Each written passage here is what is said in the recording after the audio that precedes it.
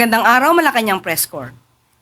20 pesos rice rollout sa Zapote Public Market, labis na ikinatuwa ng mga mamimili. Lubos ang tuwa ng mga residente at mga vendors sa Zapote Public Market nang bisitahin sila ng Pangulo ng personal na pinangunahan ang paglulunsad ng benting bigas mayroon na sa mga pampublikong pamilihan. Para sa mga senior citizens, ang benting bigas ay malaking bagay sa kanilang pang-araw-araw na gastusin, lalo na sa ibang beneficiaries na walang permanenteng hanapbuhay. Totoong ginhawa ang nilalayong dalhin ng benting bigas sa mga mamamayan.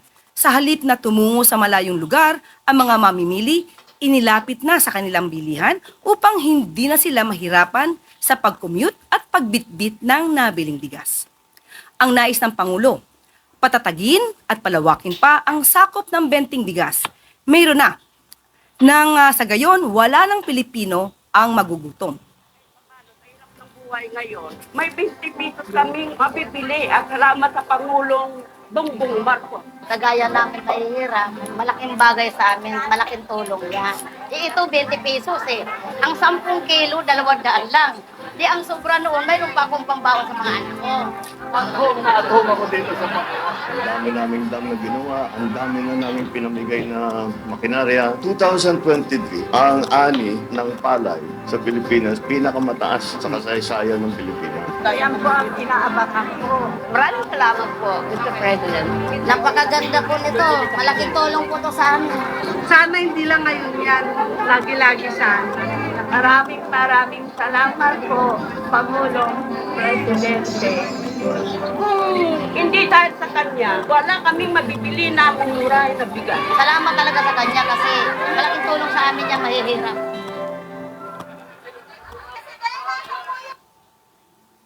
Mas pinaigting pa ng administrasyon ni Pangulong Ferdinand R. Marcos Jr. ang operasyon laban sa iligal na droga. Sa datos ng Philippine Drug Enforcement Agency o PDEA, mula July 2022 hanggang May 2025, umabot na sa 62.17 billion pesos na halaga ng dangerous drugs ang nakumpiska ng ahensya. Umabot na rin sa 110,563 anti-illegal drug operations ang naisagawa ng PDEA na nagresulta sa pagkahuli ng 149,020 na mga drug personalities kabilang ang 9,506 high-value targets. Mula July 1, 2022 hanggang May 31, 2025, umabot na sa 4,027 barangays ang naideklarang cleared sa illegal drugs. Ito ay sa ilalim ng Barangay Drug Clearing Program. Nakapagsampa na rin ang PDEA at iba pang law enforcement agencies ng kaso laban sa 141,827 drug suspects, kung saan 53,939 sa mga kasong ito ay naresolba at ang 47,438 ang nahatulan. Alinsunod na rin sa direktiba ng Pangulo na palakasin ang drug demand reduction activities upang malayo ang taumbayan sa illegal na droga.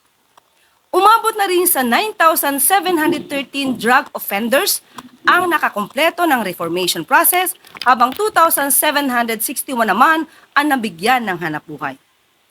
Umabot na rin sa 607 balay silangan reformation centers ang naipatayo sa ilalim ng Marcos administration.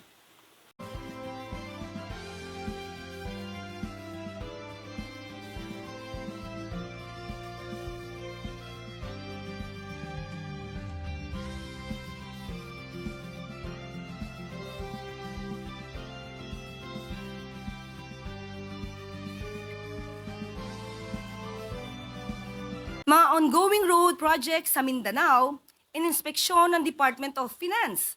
Siniguro ng Department of Finance na maayos na nagagamit ang pondo ng taumbayan sa mga makabuluhang proyekto. Alinsunod ito sa direktiba ni Pangulong Marcos Jr. na tiyakin na kada piso mula sa kaban ng bayan ay mapupunta sa mga infrastructure projects na may malaking impact sa buhay ng mga ordinaryong Pilipino. Dagdag pa ng Pangulo, dapat ay mabilis ang pagkakagawa ng mga kalsada at tulay upang agad itong mapakinabangan ng karamihan. Binisita ng DOF kasama ang DPWH at ADB ang RT Lin Siocon Road na bumabagta sa Zamboanga, Sibugay at Zamboanga del Norte. Tinaguriang Economic Growth Corridor ang nasabing proyekto dahil inaasahang mapapabilis nito ang economic development sa dalawang probinsya at buong Mindanao. Nasa 24.6 kilometers ang kabuuang haba ng ginagawang kalsada kabilang ang 6 na bagong tulay. Sa ngayon ay nasa 95% completion na ito at inaasahan namang mabubuksan na sa publiko sa darating na Setyembre. Mabilis na daloy ng mga produkto, pasahero at serbisyo publiko ang maaasahan ng mga mamamayan sa pagtatapos ng proyekto. Patunay lamang ito ng pagtupad ng administrasyon sa pagpapaunlad ng bayan, walang rehiyon ang maiiwan.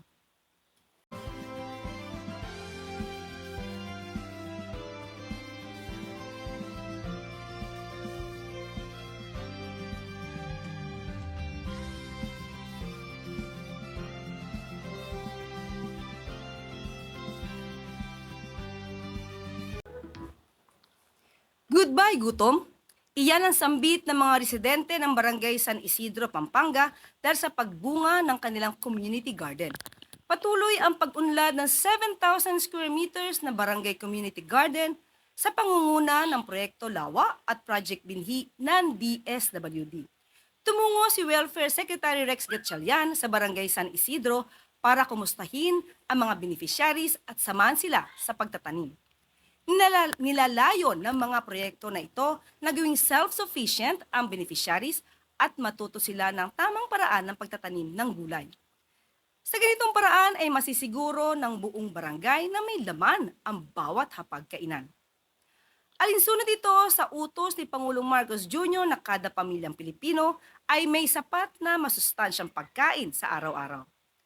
Dahil sa bagong Pilipinas, ang bawat pamilya ay mahalaga.